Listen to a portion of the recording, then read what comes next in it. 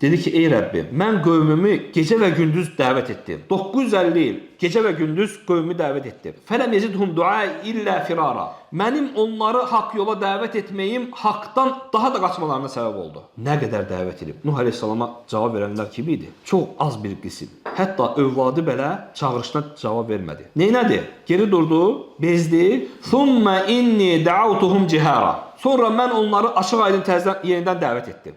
Thumma inni a'lantu lahum və əsrartu lahum israra. Sonra mən onları açıq-aşkar dəvət etdim, gizlində də dəvət etdim. Elhamdülillahi Rabbil alemin. Vessalatu vesselamu ala eşrefil enbiya vel murselin. Nebiyina Muhammedin ve ala alihi ve sahbihi ecma'in. Elhamdülillahi ersele rusulen mubeşşerin ve munzirin.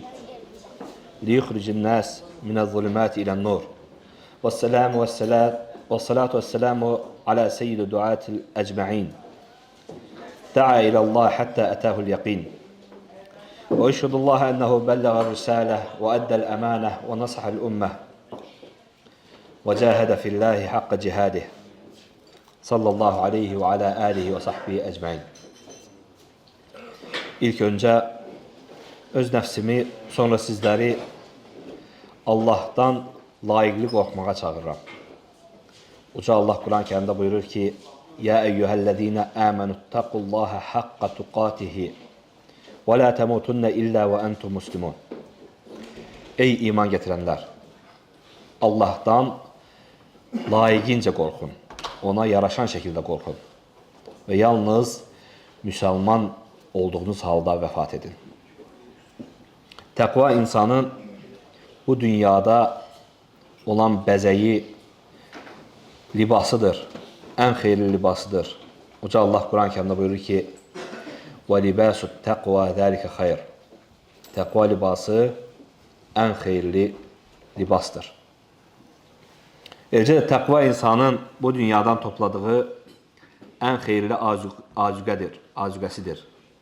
Uca Allah Quran-ı Kərimdə buyurur ki: وَتَزَوَّدُوا فَإِنَّ خَيْرَ الزَّادِ التَّقْوَى. Özünüzə azüqə toplayın, ən xeyirli azüqəyə təqvadır. Və təqva Allah qorxusudur, Allahdan qorxmaqdır.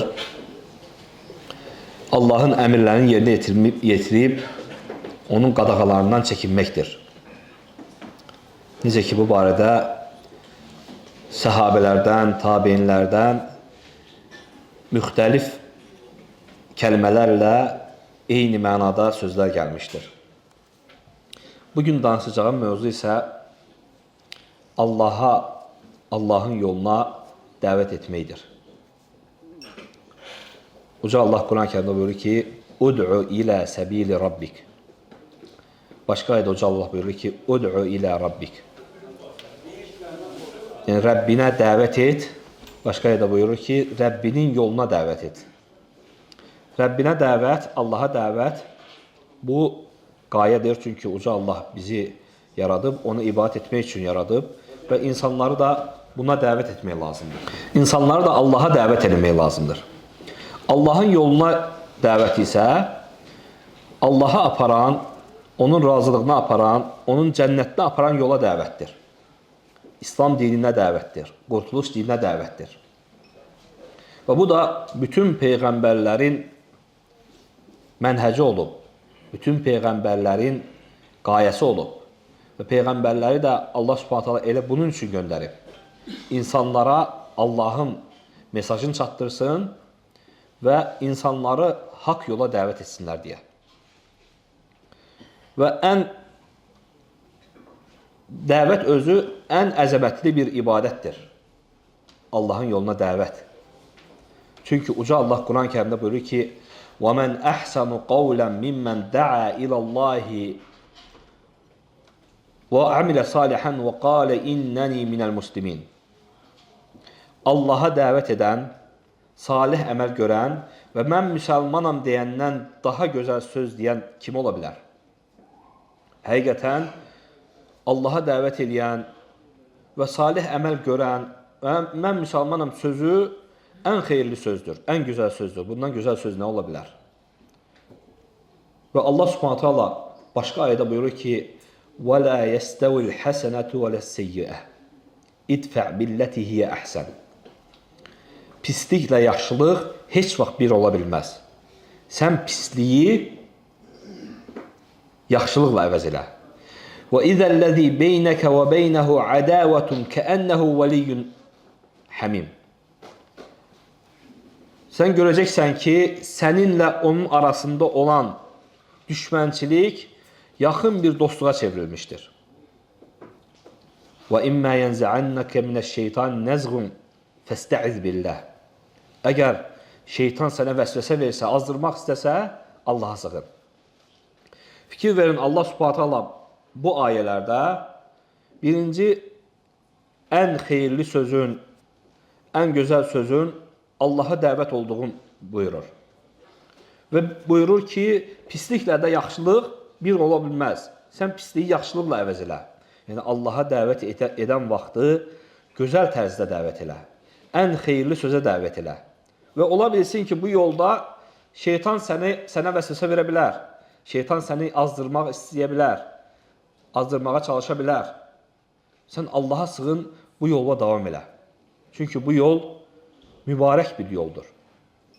Bu ayə barəsində, yəni Allaha dəvət edən və mən müsəlmanam deyən və salih əməl görənlərdən daha gözəl söz ola bilməz. Bu ayə barəsində Həsən Basri rahimehullah buyurur ki, kim Allahın bu dəvətini yerinə yetirərək Allaha icabət etmişsə, o artıq insanları Allahın insanları çağırdığı şeyə çağırmışdır. Yəni Allah səni nəyə çağırır?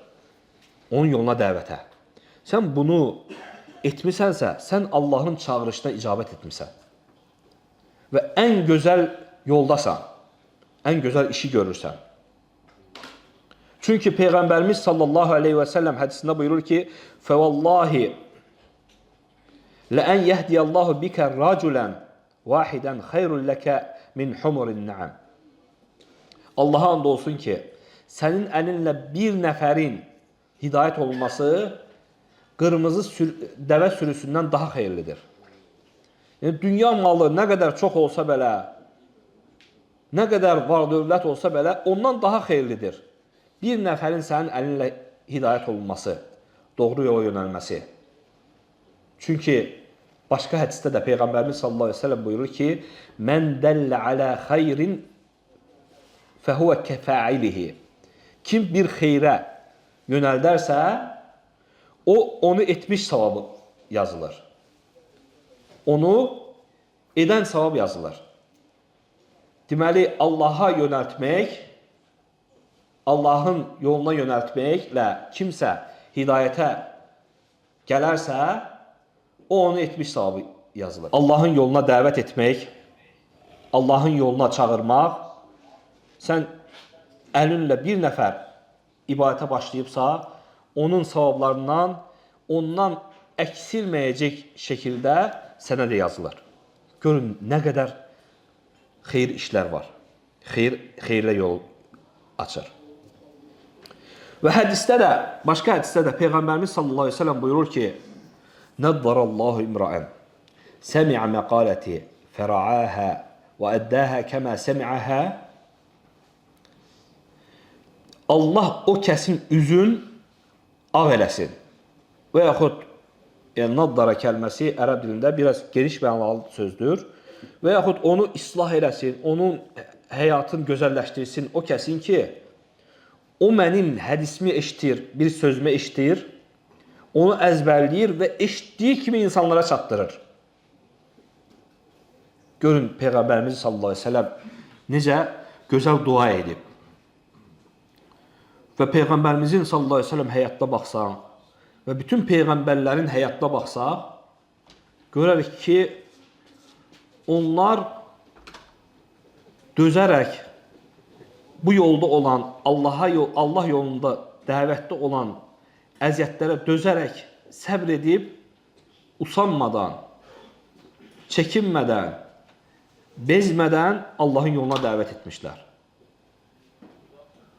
Necə ki, Peyğəmbər sallallahu aleyhi ve sellem həyatda baxsaq, 23 il 23 il Allahın yoluna dəvət edib. Bir dəfə də olsun yorulmayıb, bezməyib, geri durmayıb. Əziyyətlər veriblər. Buna baxmayaraq, öz qövmünün, düşmənlərinin məclislərinə gedib, onların bazarlarına girib, onları Allahın yoluna çağırıb. Yaxını, uzağı, varlını, kasıbı, izzətlini, zəlli, fərq qoymayıb. Hamısını Allahın yoluna çağırıb. Çünki biz bilmirik, xeyir bizdən hansımızdadır. Xeyir bilmirik, Allahın hidayəti kimə qismət olacaq? Kim Allahın hidayətdən müvəffəq olacaq? Uca Allah Quran-ı Kərimdə buyurur ki, Peyğəmbərinə İnnəkə la təhdi mən əhbəbt və ləkinnəllaha yəhdi mən yeşə. Sən istədiyini hidayətə yönəltə bilməzsən. Lakin Allah istədiyini hidayətə yönəltir. Başqa ayədə Uca Allah buyurur ki, وَمَا عَلَيْكَ إِلَّا الْبَلَاغ. Sənin üzərinə düşən yalnız çatdırmaqdır, təbliğ etməkdir, dəvət etməkdir. Dini dəvət etməkdir. Ona görə Peyğəmbər sallallahu aleyhi ve sellem bütün ümmətinə, bütün Qureyşə dəvət edirdi. Kasıb qoymurdu, varlı qoymurdu. Aleykümselam. Usanmadan, yorulmadan, bezmədən gecə-gündüz dəvət edirdi. Ona görə də Allah Subhanahu taala onun bu dəvətinə cavab verdi. Və Allah Subhanahu taala peyğəmbərinə xitab edərək buyurur ki: "Ya eyyuhan nabiyyi, ya eyyuhan nabiyyu, inna arsalnaka şahidan və mübəşşiran və nəzira və da'iyan ila Allah bi iznihi və siracan munira." Ey peyğəmbər, biz səni şahid, müjdə verən və xəbərdar edən olaraq göndərdik. Eləcə də Allahın izni ilə Allaha dəvət edən və işıq saçan bir çıraq olaraq göndərdik. Yəni Peyğəmbərin vəsfləri elə idi ki, hara gedirdisə, oranı nurlandırırdı.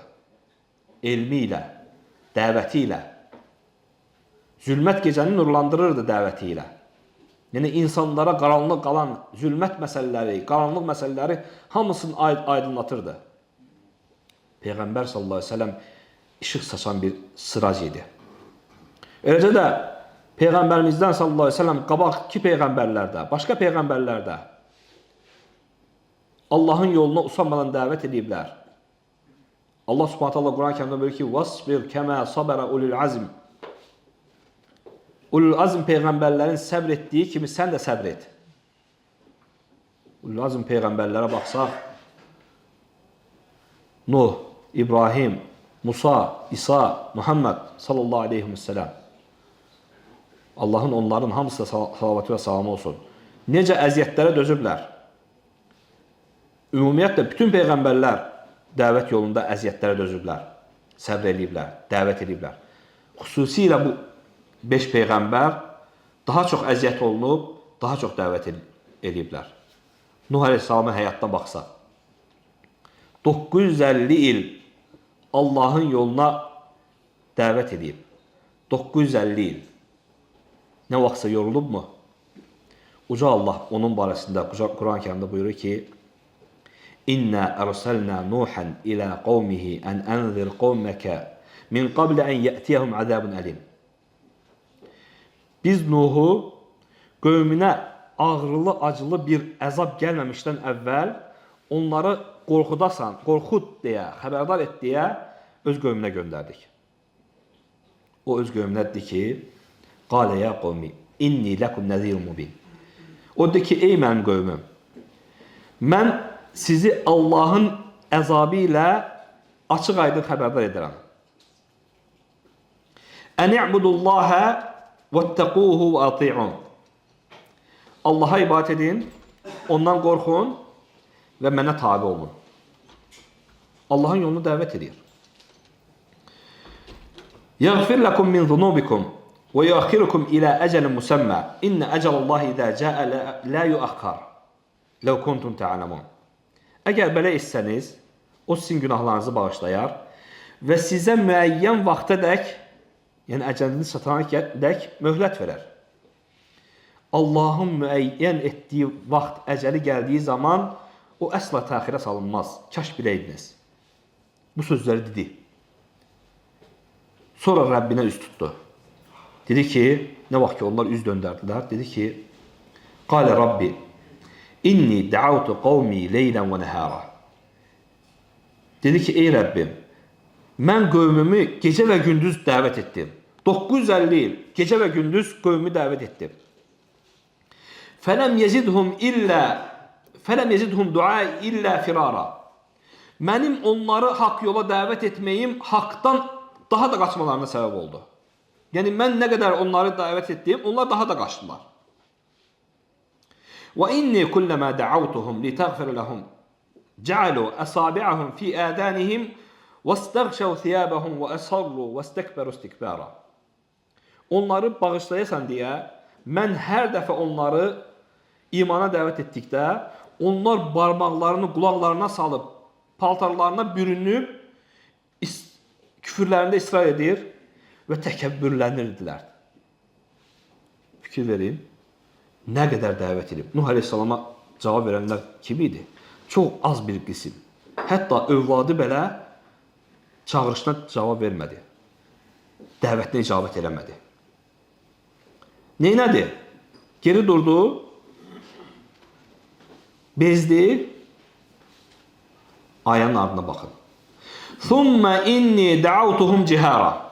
Sonra mən onları açıq aydın təzədən yenidən dəvət etdim. Thumma inni a'lantu lahum və əsrartu lahum israra. Sonra mən onları açıq-aşkar dəvət etdim, gizlində də dəvət etdim. Fəqultu istəğfiru rabbakum innehu kana ghaffara. Dedim ki onlara, Rəbbinizdən bağışlanma diləyin. O həqiqətən bağışlayandır. O cür inatkarlıq, təkəbbürlülük ediblər, üz döndəriblər. Deyib ki, Rəbbiniz mərhəmətlidir, bağışlayandır. Ondan bağışlanma diləyin. Görün, nə tərzdə, nə üslubda, gizlidə, aşkarda, usanmadan, yorulmadan, uzun müddətli, bizim ağlımıza sığmayacaq dərəcədə uzun müddətli dəvət edib. Amma onlar inatkarlıq editmələrinə baxmayaraq, yenə də onları haqq yola dəvət edir. Allahın bağışlayan olmağın, rəhimli və rəhmətli olduğunu onları yadda salır. Yəni, dəvətin hər bir yolunu onların üzərində tətbiq edir, onları hər bir yolu ilə də Allaha dəvət edir. Usanmır. Bəzən görürsən, bir nəfəri İslama dəvət etmək istəsən, Allaha ibadətə dəvət etmək istəsən, əgər boş şeydir deyir, sən də əl çəkirsən. Amma bax Peyğəmbərlərin yoluna. Onlar əl çəkirdilər. Bu dəvətdən usanırdılar, yorulurdular. Allaha ibadətdən, Allahın yoluna çağırmaqdan yorulurdular. Gecə və gündüz Allahın yoluna dəvət edirdilər. Baxın Musa Aleyhisselama. Musa və Harun Aleyhisselam. İki qardaş. Allah Subhanahu taala onları yer üzündə ən zalim hökümdarın üzərinə göndərir. İkisini. İlk edin onları, o həddini aşıb, fəqulə ləhu qavlən leyinə. Onunla gözəl tərzdə danışın. Gözəl söz söyləyin. O cür azğın birisinə, mən sizin ənə rabbukumul ə'lə deyən, mən sizin uca Rəbbinizəm deyən birisinə, təkəbbürlü, insanları sağına soluna baxmayıb, qətlə yetirən zalim birisinə deyir ki, ona gözəl söz söylə. Bəlkə xatırladı, bəlkə qorxdu. Hətta zalim biri olsa belə, fəsad məsələsində həddini aşsa belə, ən fəsad biri olsa belə, onu gözəl şəkildə dəvət eləmək lazımdır. Yoxsa, Uca Allah Quran-Kərimdə buyurur ki, فَبِمَا رَحْمَةٍ مِنَ اللّٰهِ لِنْتَ لَهُمْ. Öz Peyğəmbərinə buyurur ki, Uca Allah, Muhammed sallallahu aleyhi ve sellemə, sən Allahın rəhməti sayəsində onlara qarşı yumuşaq davrandın. وَلَوْ كُنْتَ فَضًّا غَلِيظَ الْقَلْبِ لَنْفَضُّ مِنْ حَوْلِكَ. Əgər sən kobud, sərt qəlbli olsaydın, onlar sənin ətrafından dağılışardılar. Heç kəsi dəvət edə bilməzdin. Sən Allahın yoluna dəvət edən vaxtı fikirləşməlisən ki, mən özümə dəvət eləmirəm, öz yoluma dəvət eləmirəm, Allahın dininə dəvət edirəm. Danışan vaxtı qaçırdıcı danışmalı deyilsən. Cəlbedici danışmalısan. Eləcə də yarhamkallah. Eləcə də elmlə dəvət eləməlisən. Cahilcəsinə yox. Bildiyin şeyə dəvət eləməlisən. Çünki Allahın yoluna dəvət qurtuluşdur. İnsanları qurtarır. Uca Allah Quran-Kərimdə buyurur ki: "Ud'u ila sabili rabbika bil hikmeti vel mev'izatil hasenati ve cadilhum billati hiye ahsan. İnne rabbaka huve a'lem bimen dalle an sabilihi ve huve a'lem bil muhtedin." Rəbbinin yoluna hikmətlə, gözəl öğüt, nəsihətlə dəvət et və onlara ən gözəl tərzdə mübahisə et onlarla. Şübhəsiz ki, Rəbbin azğınlığa düşənləri də və doğru yolda olanları da yaxşı tanıyır. Yəni, gözəl şəkildə dəvət et, sən bilmirsən çünki qarşındakı hidayət olunacaq yoxsa yox. Rəbbin bilir. Sənin üzərində gözəl kəlmələrlə insanları Allahın yoluna dəvət etməkdir. Çünki bu qurtuluşdur, qurtuluş yoludur. Çünki bu insanları, bütün ümməti bataqlıqdan qurtaran bir yoldur. Və Nu'man ibn Bəşir radiyallahu anhdan gələn hədisdə Peyğəmbər sallallahu aleyhi ve sellemdən getirir ki, o bu dəvəti, bu İslamı, yəni yaxşılığa əmr etməyi, İslama dəvəti, pislikdən çəkindirməyi,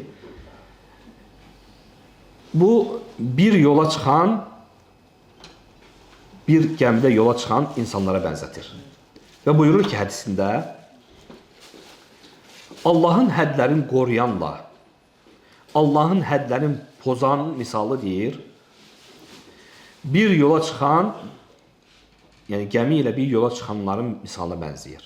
O kəslər ki, gəmidə alt təbəqədə, alt mərtəbədə, üst mərtəbədə kimin getməyini bir-biri ilə püşk atıb yarışırlar. Kim ki alta düşür, onlar su götürmək üçün yuxarıdakilərdə kömək istəyirlər. Və deyir, onlar yuxarıdakilərə əziyyət verməmək üçün deyirlər ki, gəlin aşağıdan bir deşik açaq. Oradan öz suyumuzu götürək, yuxarıdakilərə əziyyət verməyik.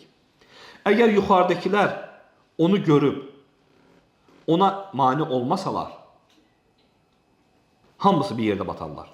Tək aşağıdakilər batmayacaq ki. Bunlar da batacaqlar. Yox, əgər onları əllərindən tutsalar, hamısı qurtulacaqlar.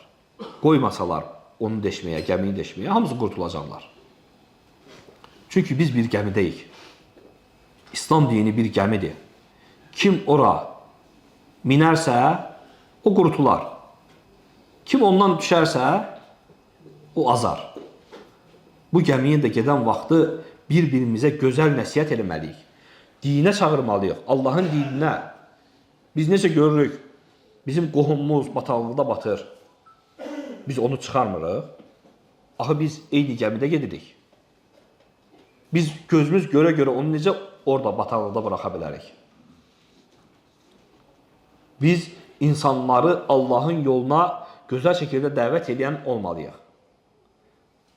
Və bizim başqa ümmətlərdən fərqləndirən cəhətimiz də elə budur.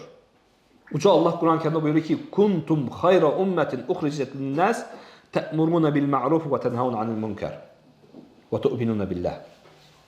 Siz insanlar arasından çıxan ən xeyirli ümmət idiniz. Çünki siz yaxşılığı əmr eləyib, pislikdən çəkindirib, Allaha iman etmişsiniz. Başqa ümmətlərdən seçən fərq bu idi. Başqa ümmətlərə fərz olunan özlərini ibadət etməsi idi. Yaxşılığa əmr edib pislikdən çəkindirmək bizim ümmətə xasdır. Hər bir kəsin Allah yoluna dəvət etməsi. Çünki hər birimiz öz ətrafımızda, öz qohumlarımızın yanında, öz iş yerimizdə insanların gözündə bir alimik, dəvətçiyik və belə də olmalıyıq. Bildiyin məsələlərə insanları dəvət eləməlisən. Amma bildiyin məsələlərə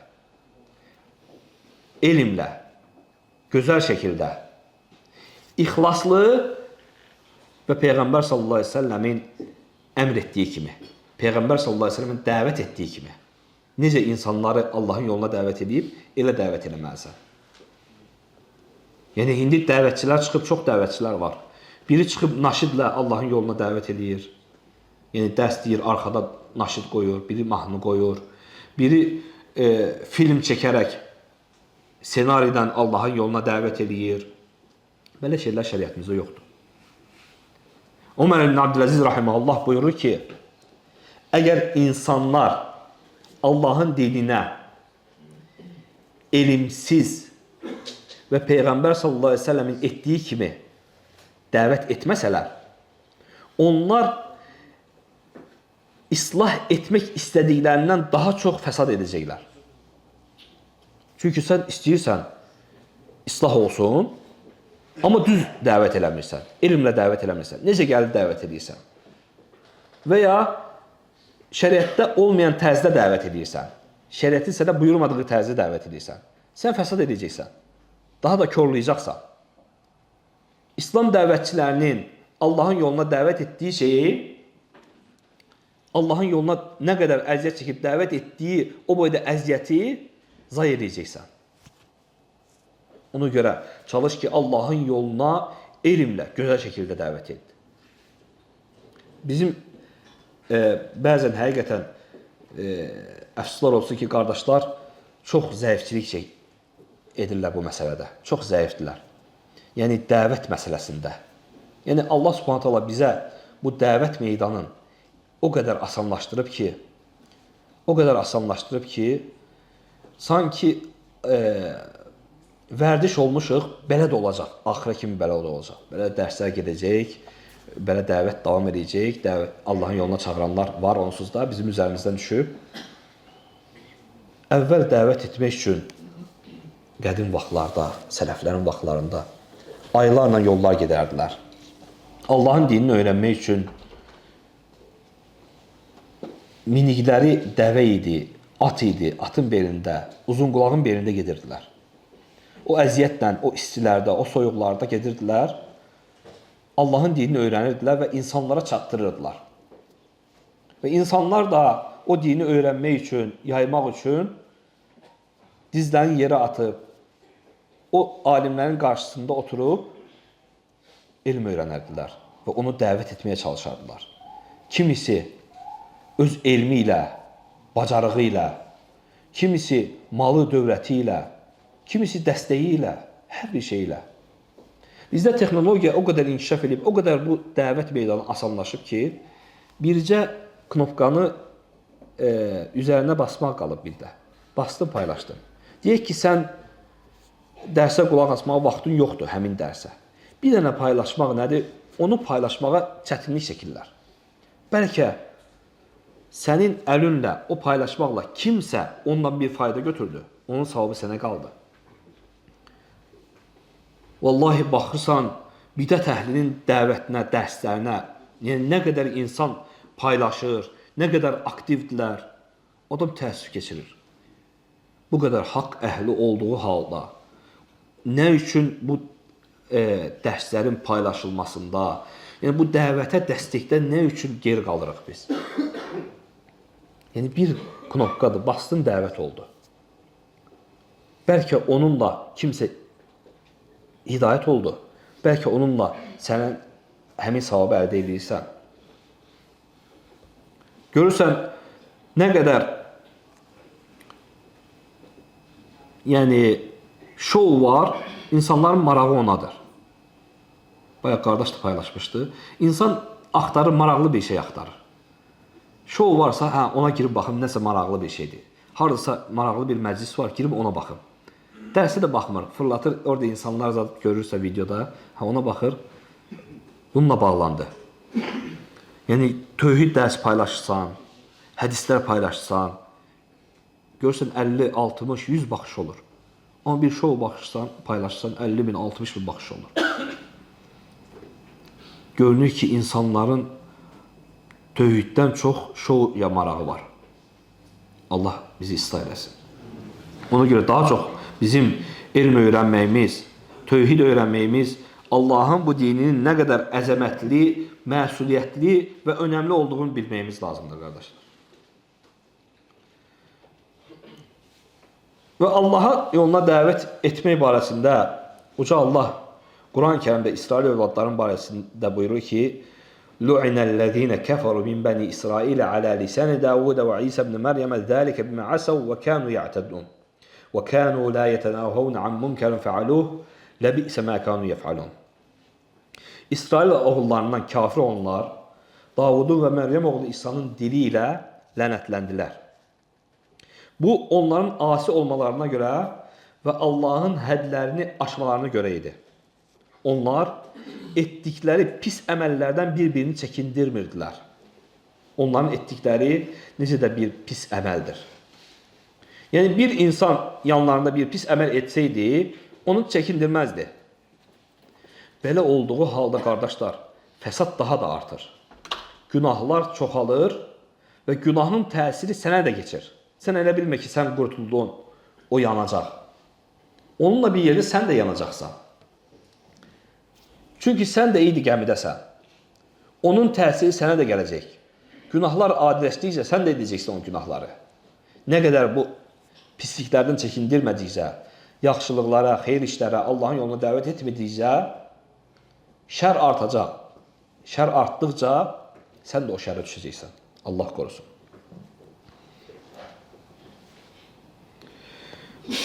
Və qardaşlar, bu yolda, bu Allahın yoluna dəvət etməkdə hikmət lazımdır. Hikmətli şəkildə. Əxlaq lazımdır. Əxlaqla dəvət etmək lazımdır. Uca Allah, bayağı da qeyd etdik. Uca Allah Quran-ı Kərimdə buyurur ki, Qul hədihi səbili əd'u ilallahi alə bəsiratin ənə və mən təbə'ni və subhanallahi və mən ənəl müşrikin. Bu başqa ayədir. Uca Allah bu ayədə buyurur ki, bu mənim yolumdur. Mən Allahın yoluna bəsirətlə, elmli şəkildə dəvət edirəm. Yəni, məsələlərdən cahilcəsinə yox. Bilmədiyin şeylərə yox. Nəyi bilirsən? Tövhidi bilirsən ki, yalnız Allaha ibadət etmək lazımdır. Ondan başqasına şərik qoşmaq olmaz. Allaha ibadət etmək lazımdır. Namazları qılmaq lazımdır. Bacardığı və bildiyi və dəvət elə. Bilmədiyin məsələlərdən danışma. Belə olduğu halda, bayaqki qeyd etdiyimiz kimi, fəsadı xeyrindən daha çox olur. Bəzən insan görürsən, əhli deyil. Əhli deyil, o məsələdən danışmağın əhli deyil. Simiska satır, biri kıvas satır, biri nəminə satır. Çıxıb, hansısa bir din xadimin, bidət əhlindən olsun, debata çağırır. Subhanallah. O debatda səni bağlasa, təbii ki, bağlayacaq, sənin çünki heç bir elmin yoxdur. O boyda insanların azmasına səbəb olsun, sən bunun cavabın, hesabatını kimə verəcəksən? O qədər dəvətçilərin yaydığı dəvətin qabağı kəssən, o boyda xeyrə dəvət etdikləri halda bu alimlər, onların dəvətinin üstündən bir xət çəksən, sən bunun hesabatını kimə verəcəksən? Ona görə hər kəs öz işi ilə məşğul olsun və bildiyi, öz işində bildiyi məsələlərə dəvət etsin. Bilmədiyinə yox. Və dəvətdə əməl olunası məsələlərdən biri də ən birinci lazımı dəvətdə ən birinci olan məsələlərə dəvət etməkdir. Yəni, birinci dəvətdə nə lazımdır? Ondan başlamaq lazımdır. Necə ki, Peyğəmbərimiz sallallahu aleyhi ve sellem Muaz radiyallahu anh'ı Yəmənə göndərən vaxtı deyir ki, sən kitab əhlinin üzərində gedirsən. Onlara etdiyin ilk dəvət La ilahe illallah kəlməsi olsun. Allaha ibadət etmək olsun. Yəni, birinci tövhidə dəvət elə. Çünki tövhid olmamış namaza dəvət etsən, əgər onun tövhidi yoxsa, namazı da necə gəldi qılacaq? Onun imanı kök atmayacaq qəlbində.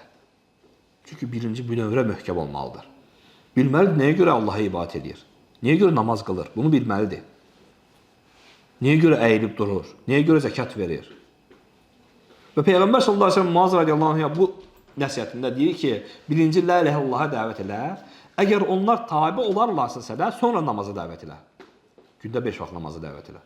Bunda da tabi olarlarsa, sonra zəkata dəvət elə. Onların varlılarını götürüb, onların kasıblarını versinlər. Deməli, hər bir şey tədricə getməlidir. Birbaşa olmaz. Necə gəldi, olmaz. Ən birinci nə lazımdır, onu dəvət etmək lazımdır. Dəvət vaxtı, bayaq da qeyd etdiyimiz kimi, bidətlərdən çəkinmək lazımdır. Yəni, bəzən təbliğ cəmaatı var, dəvət cəmaatı. Onlar müəyyən bir vaxt təyin edirlər dəvət etmək üçün. Gedirlər, rayon-rayon, şəhər-şəhər gezirlər, kiminsə qapısını döyürlər, açan oldu, olmadı deyir ki, ey Allahım, mən gəldim, dəvət etdim, onlar icabət etmədi, çıxıb qayıdırlar. Yəni, belə dəvət olmur. Peyğəmbər sallallahu aleyhi ve sellem açıq şəkildə, gözəl şəkildə, aydın şəkildə dəvət edib. İnsanlara haqqı çatdırıb. Hər bir anda haqqı insanlara çatdırıb. İstər yay olsun, qış olsun, fərq etmir. Hər bir anda Allahın dinini yaymaq lazımdır. Eləcə də dəvət edən vaxtda birinci, ən yaxın insanlardan başlamaq lazımdır. Hədisdə Peyğəmbər sallallahu aleyhi ve sellem buyurur ki, xeyrukum li əhli və ana xeyrukum li əhli. Sizin ən xeyriniz ailəsinə xeyirli olandır və mən sizin içərinizdə ailəsinə ən xeyirli olanıyam. Yəni, insan dəvət edən vaxtı öz ailəsindən başlamalıdır. Çünki Uca Allah Quran-ı Kərimdə buyurur ki, Ya eyyuhəl-ləzīnə əmənu qu anfusikum və əhlikum nəra. Qu anfusikum və əhlikum nəra. Ey iman getirənlər, özünüzü və ailənizi oddan qoruyun. O od ki, onun yanacağı insanlar və daşlardır.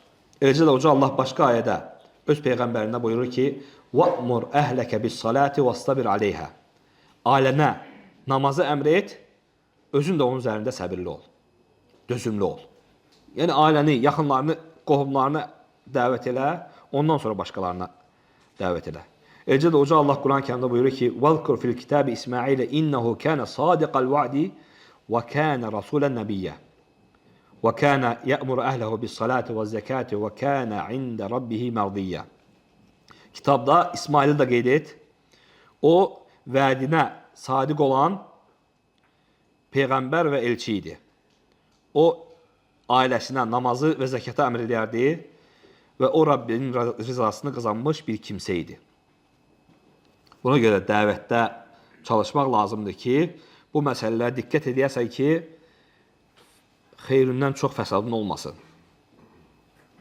Xeyir verəsən, xeyrin açarı olasan, şərin qıfılı olasan. Yəni, şərin açarı olmayasan.